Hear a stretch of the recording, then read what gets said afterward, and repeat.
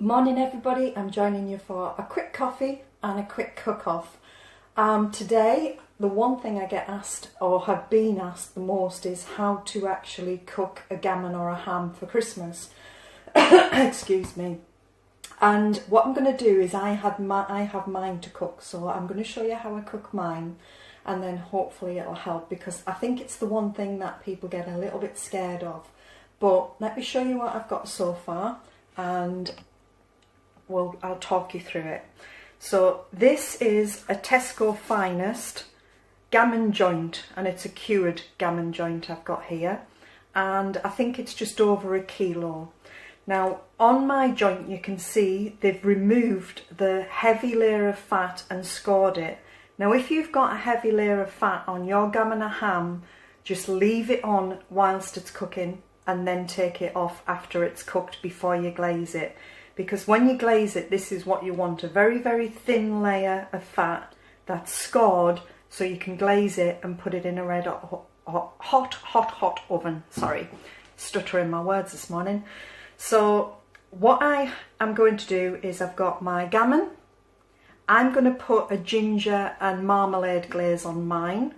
So I've decided to cook it in orange zero.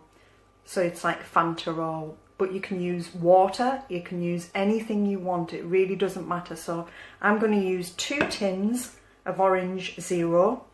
I am using an onion quartered to sit it on, and because I'm using marmalade I'm going to put these in as well to flavour it. So just a couple of segments of orange, and I'm also going to put some black peppercorns in, because they will also give like a little bit of spice to it as well.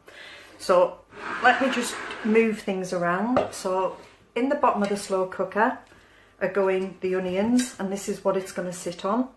The 2 bits of orange. You can use anything you want to sit it on.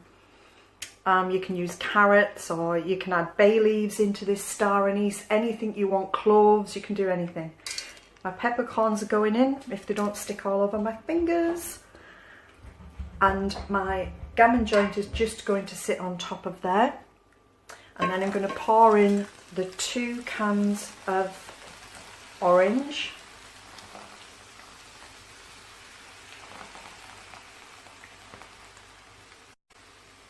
Now as you'll see, that has only come halfway up. Let me just quickly wash my hands.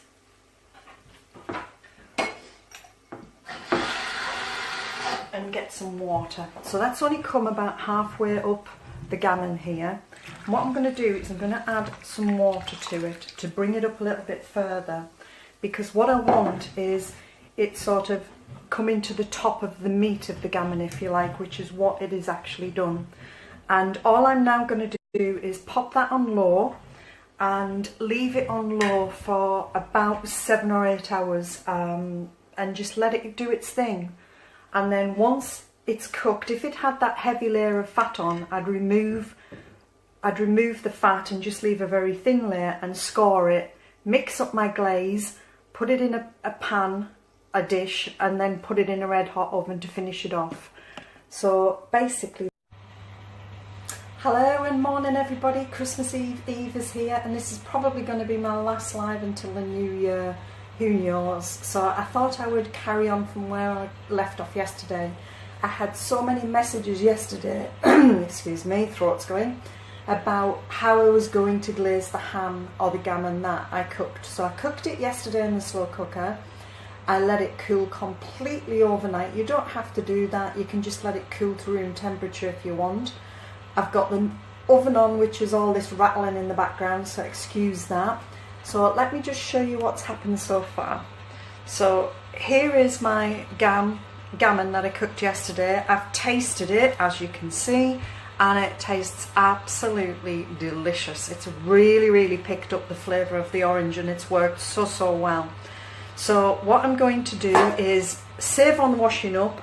This is just a grill tray because I want everything to drop through. So I've just lined the bottom of that with some tin foil, and what I've used for the glaze is, there was about a tablespoon, one of these dessert spoons in the bottom of there, so I've used about a tablespoon of golden shred marmalade. Then I took out one of the balls of stem ginger and diced that really finely, and then I just tipped in maybe about a flat tablespoon of the syrup from the stem ginger, and then I've mixed it all together in a bowl and I've tasted it, and it tastes amazing. I actually added just a little sprinkle of salt as well, you know, like that salted caramel kind of thing. So I've added a tiny little bit of salt, and the trick now is to get that over there and get it in the oven.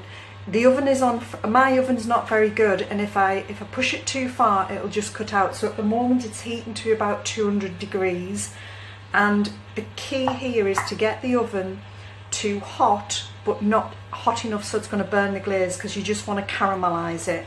So the trick now is just to get this as best I can, and this is where you see my patience as a cook. They are horrendous. I have the patience not of a saint, I can tell you. So I'm just going to try and get that over and not get it everywhere, which is exactly what's happened. I should have had my apron on.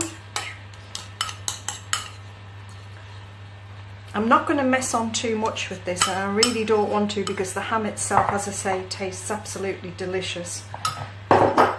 And all I'm now going to do is pop that on there and basically pop it in the oven. And that is, let me just wash my hands, that ginger is absolutely sticky as anything. Hi Janet, how you doing? Are you okay?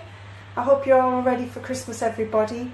I'm all wrapped and sorted, so yeah, today I can finally go, that is it. And basically all I'm going to do now is cook that for probably about, I don't know, 15-20 minutes, just enough to caramelize the top. That's all. That's basically all I want to do. So that is my life today. You can glaze your ham in anything you want. It's just I cooked mine in orange, so I thought this combination would work quite well.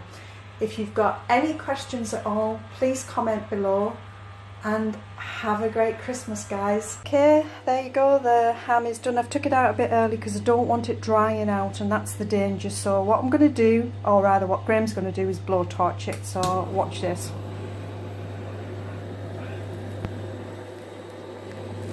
And that's just caramelising all of that little bit of stem ginger in the marmalade to get that glaze that we want. This is a man thing, I promise you.